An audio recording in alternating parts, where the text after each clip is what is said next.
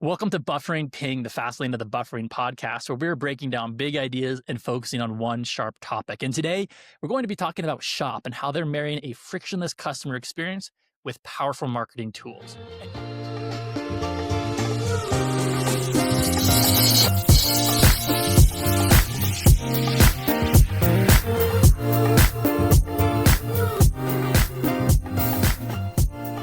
And Gabe, over the past few months, I've bought a few things from random direct-to-consumer websites, and it's all been powered by Shop by Shopify. And I don't know if you've used Shop, Gabe, but they're delivering speed, personalization, and data-driven features that benefit both me as the shopper and the marketer behind the scenes. And I found out just today that they have more than 100 million users now. Yeah, it's crazy the explosion that we've seen in Shop and integrated into that Shopify platform, as you mentioned. And it's a really powerful tool. And I know we're going to talk through a bunch of this today, Zach, but around that speed, the convenience, and improving the overall customer experience when you are buying from these D2C brands. So let's just talk about that, Gabe. I think we mentioned this on a few podcast episodes ago. We said shoppers demand Uber style tracking, right? Well, guess what? Shoppers also demand speed and simplicity. And with Shop, they've created this accelerated checkout flow that enables those one tap purchases we love so much. We talked about Apple Pay in the past, and it's eliminating those lengthy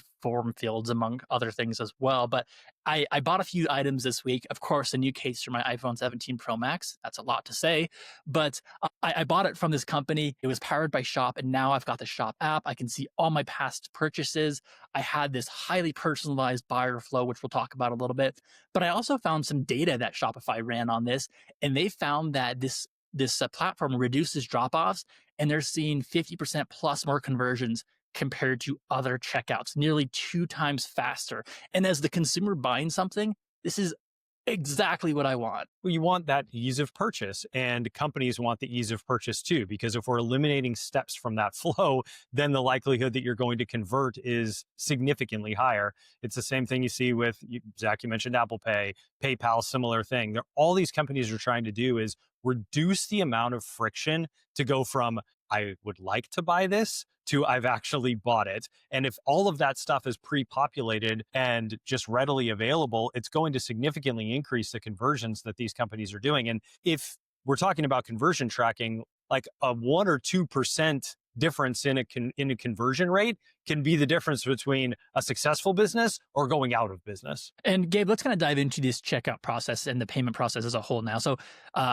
sellers here, they can personalize the checkout process and actually cater it to specific customer preferences to help drive those conversions. As we kind of prep for the podcast here today, I walked you through this purchase flow. And one of the things I liked is it has recommended products.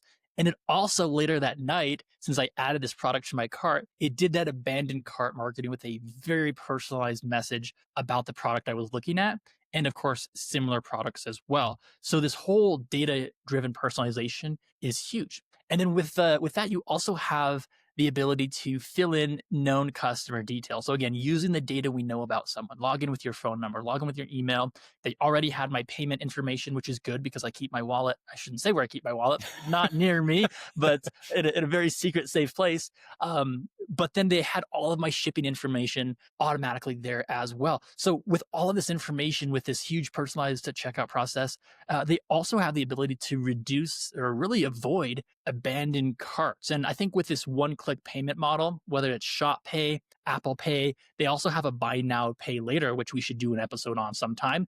They've accelerated the entire checkout process while using that same data-driven personalization to improve the customer experience. Yeah, the data-driven personalization aspect there, Zach, is so critical to this overall thing. And that suggestion of, hey, here's some other things you might be interested in, or even in that follow-up email, doing the same thing. I've seen this with DTC brands that I've bought stuff from it as well in the past. Is it's that great opportunity for you to remind people of what it is that they were looking at, whether it's you forgot to do this, or did you see something you liked, and maybe offer some other things that other purchasers have been interested in. But here's where I think there's a great opportunity for broadband service providers to think about how to personalize that checkout and payment process, and think about what solutions are really going to make sense. If I'm a consumer going through and making this purchase, what are the other things that I can work into there that I can suggest in that purchase flow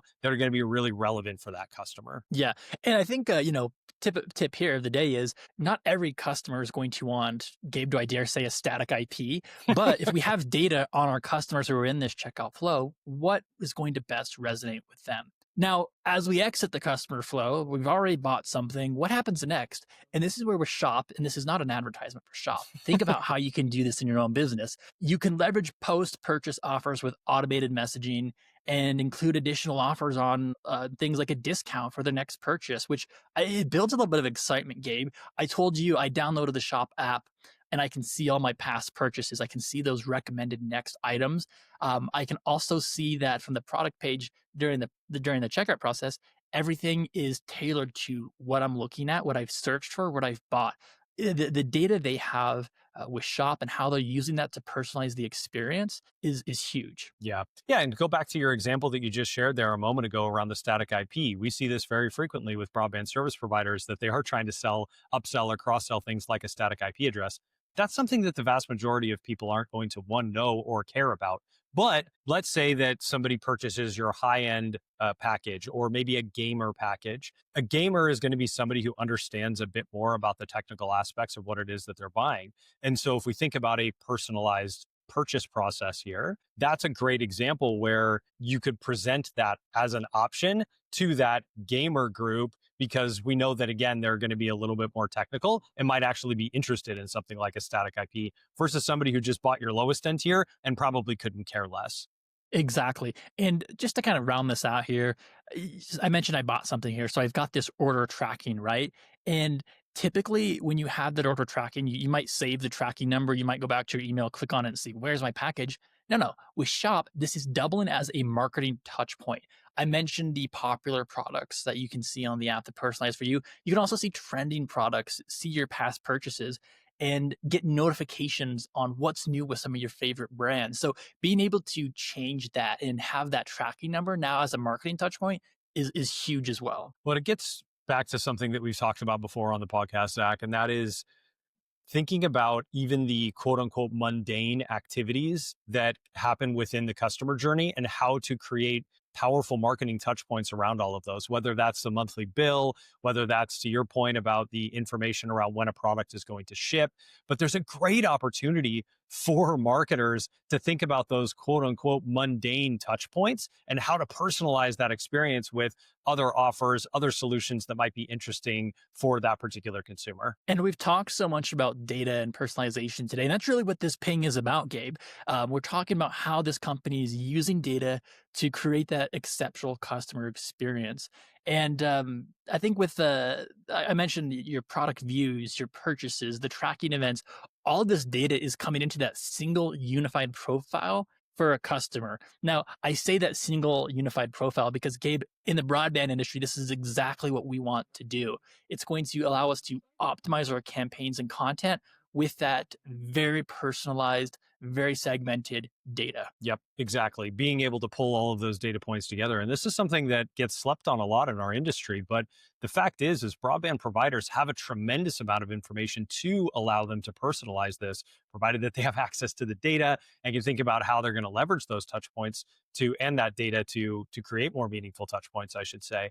But it's a great opportunity to think about all of these data points that you have about your customers and how to create, again, that personalized experience that Zach keeps talking about. Exactly, Gabe. And as we wrap up this ping here, I feel like this is a very compelling example of how leveraging your technology to build this platform or to enable this platform to provide a faster checkout, the smarter use of data, again, that customer experience. It's inspiring. Think about how you can reimagine your business and reimagine how you engage with your customers. And Gabe, that's your ping. If you enjoyed this episode, be sure to follow Buffering on your favorite podcast app. And for more insights, don't forget to follow us on LinkedIn. And we'll be back soon with another brand moment worth breaking.